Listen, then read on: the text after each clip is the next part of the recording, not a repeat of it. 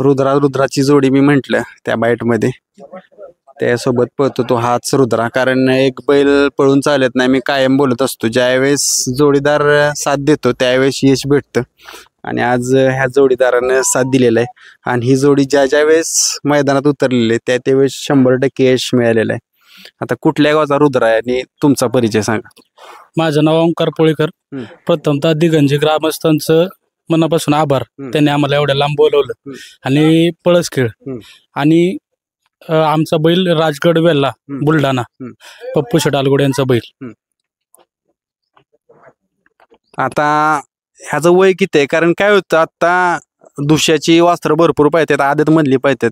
प्रेक्षकांना सांगा. कारण काय होतं ज्यावेळेस बैलाचा पाळायचा काळ संपत असतो त्यावेळेस काय होतं कुठेतरी गुलाल भेटत नाही, बऱ्याच गोष्टी होतात. पण त्यानं ते मोडून टाकले.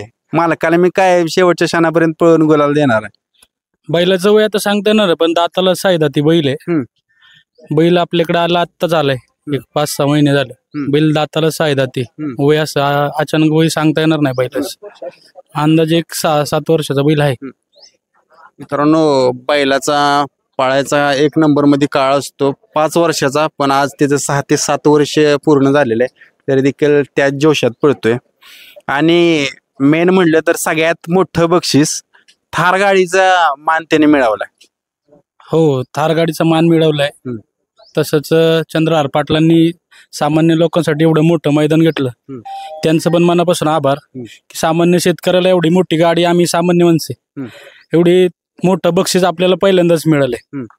त्यामुळे काय सगळे आनंदातच आहेत. आणि जोडीदार आम्हाला चांगला लाभला. परत अनुष सावंत यांचा रुद्रा आणि आपला रुद्रा, ही गाडी आपण एक 3-4 मैदानं पळवली. 3-4 मैदानं सलग गाडी आपली गुलालात राहिलेली आहे. आता काय होतं माहितीये का, गाडीचा गुलाल तर होत असतो. आणि मित्रांनो ती जुन्या जसे बैलगाडा मालक विचार करायचे की एक गाडी पळती तर ती पळवली पाहिजे आणि 100% ती पळवलेली आहे. आणि जसं जुनं विचार होतो लोकांचं त्यावेळेस यश भेटायचं. आज ह्या जोडीने सिद्ध करून दाखवले की जुनी लोक जी नियोजन करायची एकच गाडी पळवायची, तुमची गाडी ही पळते आणि यश मिळवून देते. नाही, ही आमची गाडी अशीच आता कायम पळत राहणार. थोडे 1-2 मैदान इकडे तिकडे, पण आमची गाडी कायम एकत्र दिसेल पळताना इथून पुढे पण. मित्रांनो हे दादा पण आहेत, कायम मला रुद्रासोबत दिसतात. तुमचा परिचय सांगा प्रेक्षकांना. मी सुरवडचा आहे, निलेश यादव माझं नाव आहे. आमचा बैल रुद्र आहे आणि आज थार त्यांनी पटकवलेली आहे चंद्रहार दादा पाटलांच्या मैदानामध्ये.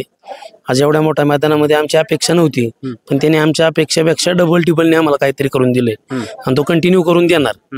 ही त्यांनी म्हणजे सांगितलेलंच आहे तसं आम्हाला की काही हो, तुम्हाला कधी नाराज करणार नाही, माझ्या बिगर गुलालाच कधी येणार नाही, इथपर्यंत त्याने आम्हाला गोष्टी दिलेली.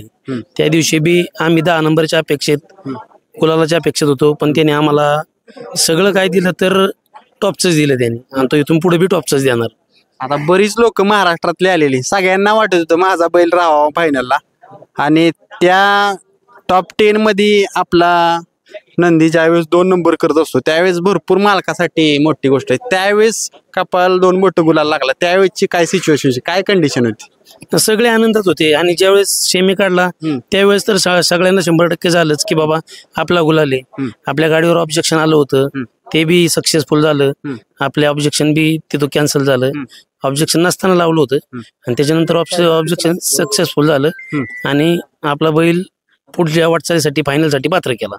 आणि फायनलसाठी त्याने फायनल बी अशी करून दाखवली की जे कोणी करू शकत नव्हतं आणि आमची अपेक्षा बी नव्हती की आम्ही इथपर्यंत इतक्या उंचावर नाही आम्हाला तो. आणि त्याने आम्ही फक्त गुलालाची अपेक्षा ठेवली होती, पण त्याने आम्हाला थारचीच अपेक्षा करून दिली डायरेक्ट. तर सगळे आम्ही फॅमिली सगळे आनंदी आहोत आणि त्याच्यावर लय खुश आहोत.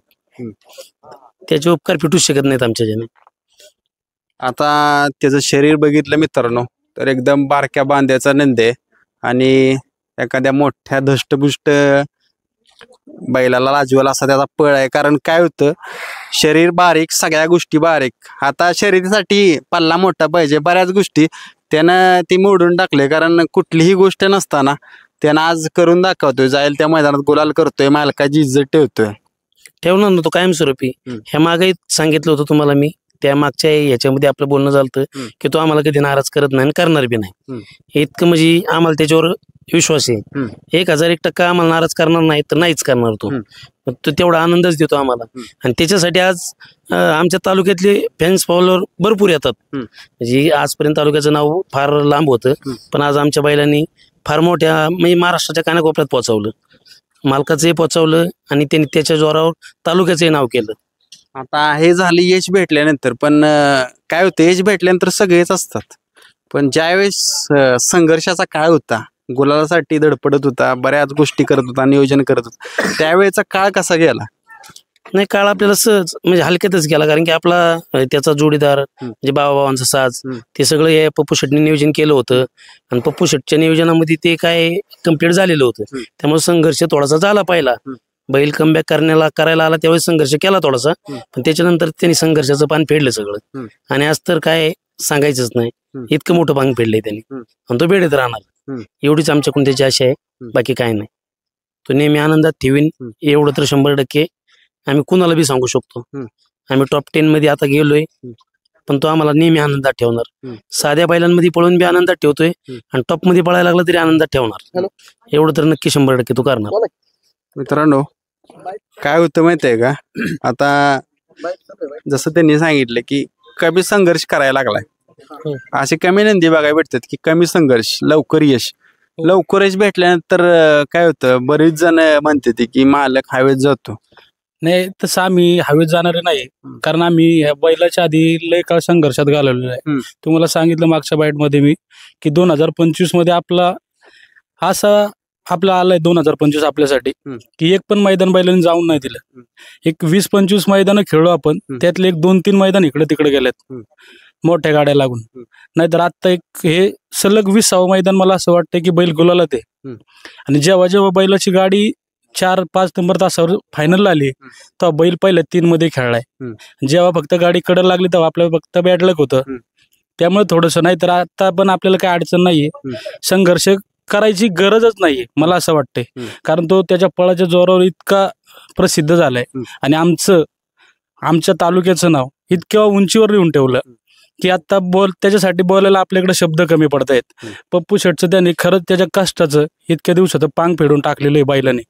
आणि आमच्या बैलाचे मालक चैतन्य चव्हाण बुलढाणा, पप्पू शेट अलगुडे राजगडवेल्ला, हे नाव आत्ता महाराष्ट्राच्या प्रत्येक कानाकोपऱ्यात, प्रत्येक तालुक्यात आत्ता आपली ओळख अशी आहे की 4 जिल्ह्यात आपल्याला ओळखतात.